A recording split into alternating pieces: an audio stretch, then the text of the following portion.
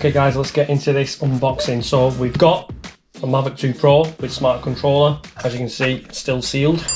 So let me just get into it. Can't wait to try this out.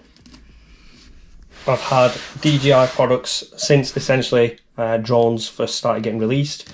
The first one I got was, I think it was the Phantom, the first Phantom that they had, and then I skipped a few, and then I got the Spark, and then I got the Mavic Mini. I've had the Inspire 2, can you believe? That was for work actually. I was working for a digital agency at the time, and we had a lot of video work, so we had the Inspire 2 for that, and I got to keep it. Nearly crashed it as well, and that was like £7,000 worth of kit. So yeah, I've had that. I recently had the same actually one as this, so I actually have a bit of a fun fact here, which is I had the Mavic 2 Pro already previously, but I never used it at the time. I was just working a lot. I did use it on a little bit of travel, so I have used one of these before, but the interesting thing with this one is it comes bundled with the smart controller. Very hard to get hold of at the moment actually. Pretty sold out everywhere. I think it's probably because people are, you know, just at home during lockdown. They don't really have much to do, so other than go out and either take a walk or just go for hikes and stuff. And I think drones are a little bit of a, you know, a hobby people taking up at the moment. So yeah, I'm really excited about the controller in particular. Never used it previously. I've used either the phone, an iPad, or a Crystal Sky display. If you know your DJI products, it's essentially a kind of iPad version of their own screen that you mount on top of the controller. So yeah, I'm really excited to actually open this now. Let's get it out.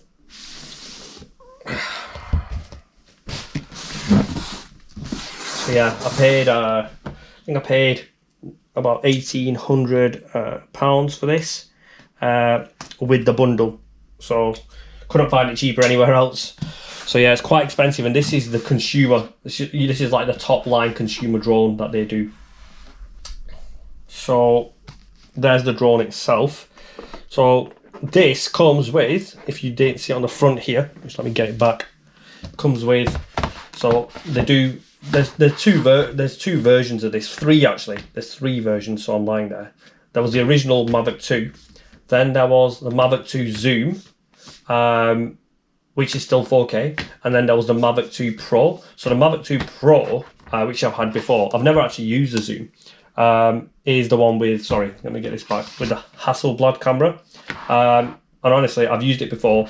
I'll try and, in future videos, put a comparison up with the previous 2 Pro, because I don't know if anything might have changed. I might have upgraded it for all I know. But I took it to America, to Vegas and San Fran, on a road trip with some friends, and I took some really good footage there just to test it out actually, and it was really good. So the quality was amazing, even at 4K. It was just amazing. So I want to see if that compares and is any better or any less better than this one, which is a lot newer. I think that we went there last year, so it's a year old. I don't know if they made any upgrades or anything to it, but this Hasselblad camera is amazing. Let me pull this out. This is the unit itself. I can get it out. So there, I've got 3 cameras here, so I don't know which one to zoom in at, but I'll put it on the best quality. So that, as you can see there, is the Hasselblad camera. Won't take this off. I tell you what, I can't ever, if I take that off, can you see this protector here? I always forget how to put it back on, and honestly, it's a nightmare. So yeah, and I'll tell you what's really good about this version as well. This Mavic 2 Pro, it's got the back sensors as well. So on the back here, I'll pull these arms up. Can you see that there? These back sensors for obstacle avoidance is amazing, because I'll tell you what, I've nearly crashed in the past. So yeah, there's not really much different with this. It looks the same, the camera's the same. Compared to the Mavic 2 previously and the Mavic Zoom, pretty much the same size, and this camera is a little bit bigger. So let me put that down. Let's get this out. Actually, let's get the controller on, because that's what I'm excited about. So this is the controller. We'll put that to one side as well. Take this stuff out later. Well, it's quite heavy. We'll put this to one side. Let's put this here. So this is the smart controller. So this, if you're not familiar with DJI products or drones, basically you normally get a controller like this, and imagine just the top half there. You get that with some joysticks and some antennas. But essentially the bottom bit below here, that is for where you would slot your mobile phone. Your mobile phone essentially clips in and is the screen for the drone and for the controller, which is fine for most people. But you know, obviously, especially when you're traveling, it takes away that use of your mobile phone, which I don't like. Always having to charge it up, blah blah blah. So, and I like my technology. I saw that they released this. So this, honestly, this to get it on its own everywhere, it's sold out, and it's nearly £700 just to get this on its own. So let me take this off. If I can get it off. A bit strong. So as you can see, that screen there, it looks pretty sick actually. And the other thing is, on the mobile phone, you can't, you get that glare. On this, I've heard that you don't really get a glare back. You can see it right now, obviously, but when the screen's on, you don't really get that glare back. So you've got your joysticks here. Now, another thing most DJI people will know is, normally you get some, there they are. So these are the antennas, nicely fold away, that's sick. And then you get the joysticks there, so you normally take them out, magnetic, oh that's pretty sick. And then you screw them in there. I'll screw one in for you just to show you. Screw in right. So yeah, so it's really good for travel. That's actually another joystick, I think. Yeah, that's another joystick. That's just some kind of protector which I'll leave on for now. So yeah, and I think that is the two main components. I can't wait to get it all on and try it. The weather out here in England right now is a bit shit. I don't think, I mean, it's all right flying weather, I'd say, but the wind is picking up a little bit, so I don't trust it too much.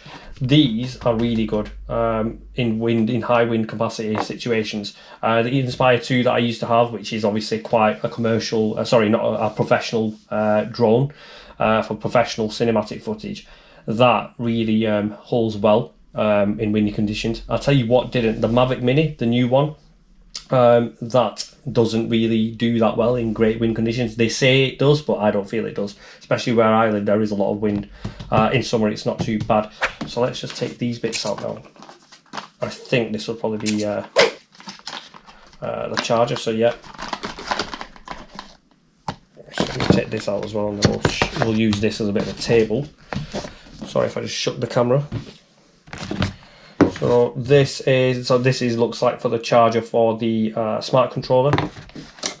UK plug. And just your power brick there.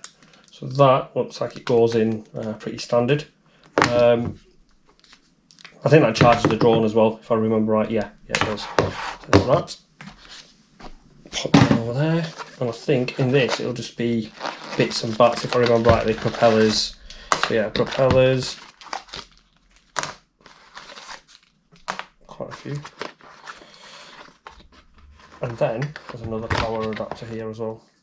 So yeah, one of them is for the drone and one of them is for the they are just spare joysticks, if you can see that. You can see that. Spare joysticks.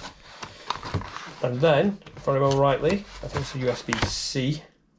Yeah, USB to USB-C cable. And then it's just your kind of literature stuff.